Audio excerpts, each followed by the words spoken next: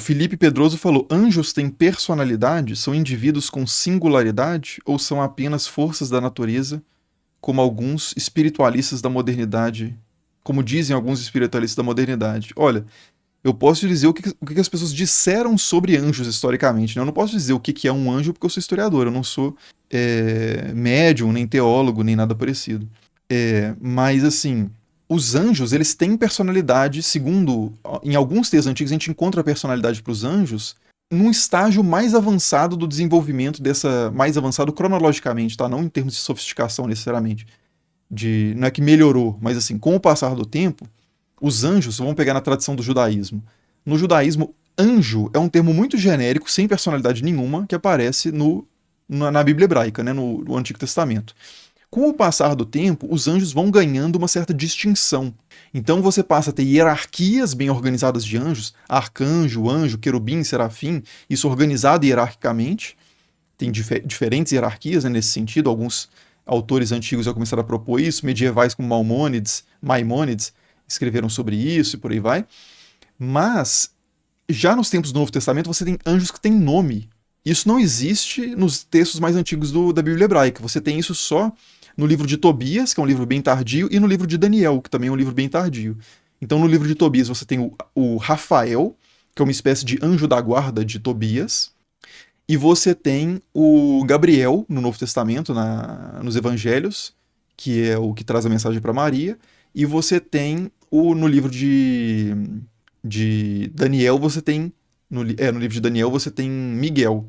Então são esses os anjos citados, né? Na Bíblia. Inclusive, provavelmente é por isso que a gente não tem tanto. Sendo um parênteses, né?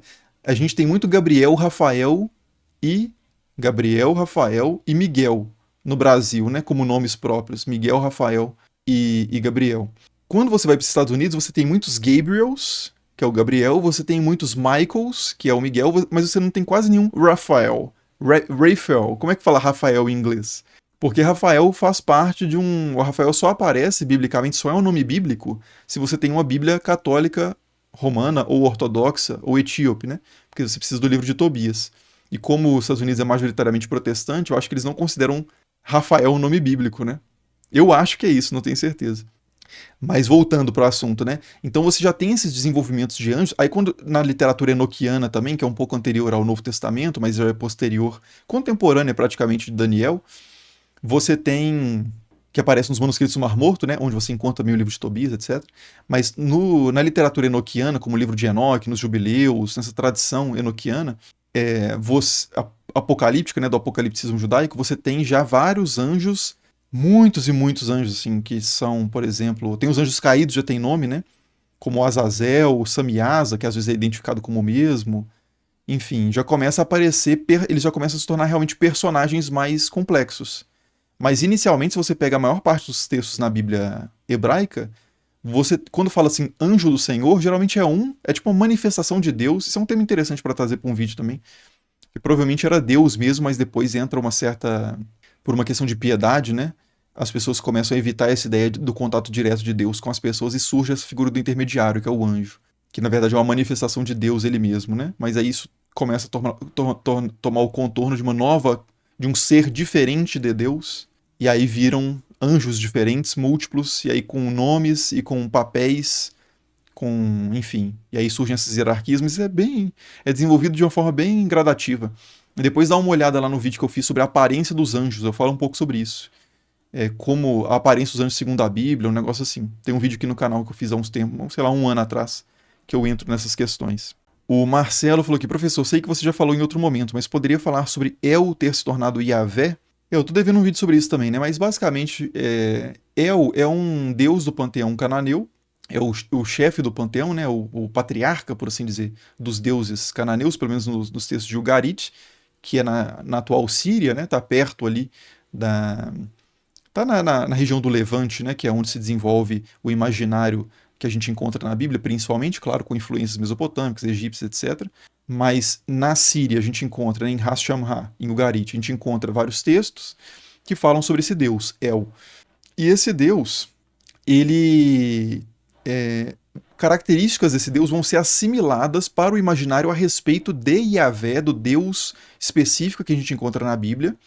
Mas Yahvé originalmente é outro Deus, né? Aparentemente. Isso aí é sempre muito difícil, a arqueologia dessas coisas. Mas o consenso, o que tem se tornado o consenso acadêmico, eu não sei exatamente dizer se é o consenso acadêmico já, mas eu vejo cada vez mais publicações nesse sentido, de que Yahvé é um Deus originalmente que chega no Levante pela Arábia, ali mais ou menos pela região de Edom, indo para o Sinai, e é adotado, é uma espécie de deus da tempestade, ou deus da montanha, e ele vai ganhar uma proeminência dentro de um panteão politeísta, ele ganha proeminência, passa a ser mais adorado do que os outros deuses, ganha um protagonismo cultico e mitológico, né, como a gente encontra processos semelhantes na Mesopotâmica, no caso de Marduk, etc. Mas ele passa a ser meio que o deus superior do panteão, e ele assimila características de vários outros deuses, como também no caso de Marduk na Mesopotâmia acontece, né? Tem alguns deuses que se tornam, na Babilônia, nomes de Marduk, expressões de Marduk. Então Marduk, que é o deus patrono da cidade da Babilônia, no período de expansão da Babilônia, quando o Enuma Elish, por exemplo, é produzido, que é o mito de criação babilônico, alguns deuses já se tornaram aspectos, né? Qualidades, nomes, atributos de Marduk, foram meio que absorvidos por Marduk. Então é um fenômeno parecido que provavelmente é o que aconteceu ali na região do Levante, com Yahvé absorvendo características do imaginário a respeito e do culto também de outros deuses. El, Asherá, são casos interessantes. O Mark Smith, por exemplo, argumenta, o autor de Uma História Primitiva de Deus, que eu sempre recomendo aqui, ele argumenta que Asherá, nos tempos da escrita da Bíblia, assim, que são vários, né? Mas assim, sei lá, sexto, quinto, quarto século, Asherá era o nome para um objeto cultico de Yahvé. Né? Asherá originalmente era uma deusa do panteão cananeu que a gente encontra nos documentos de Ugarit, né, nesses documentos sírios, tem lá a deusa Asherá, que é a consorte, né, a esposa de El, e os dois formam o par, que são o pai e a mãe de todos os deuses, os 70 deuses cananeus. 70 é um número convencional, né? Se precisar listar os 70, ninguém lista. Mas é um número que significa completude, né? Então você tem lá El e Asherá no topo do panteão. Nos tempos da composição dos textos bíblicos, de certas revisões do texto bíblico da Bíblia Hebraica, Antigo Testamento, Asherá já não é mais uma deusa na maioria dos textos, mas sim um objeto que faz parte do culto de Yahvé, uma espécie de poste ou uma árvore sagrada que estava presente junto dos templos, né? Tanto é que muitas vezes quando os cultos considerados idólatras vão ser perseguidos pelos reis na história lá do livro de Reis mesmo, quando Ezequias vão fazer reformas no culto da região de Israel e Judá, essas Asherás vão ser queimadas, derrubadas, arrancadas pela raiz. Tem uma palavra que diz, né, que a Asherá foi arrancada pela raiz, ou seja, parece uma referência à árvore mesmo, né? Mas originalmente não, originalmente era uma deusa com todo um desenvolvimento mitológico, com todo um desenvolvimento narrativo, né, que tem histórias a respeito dela, e por aí vai. Mas é uma história muito complexa, tá? Depois eu vou fazer um vídeo denso sobre isso, mas no momento, assim, só para adiantar uma parte da resposta.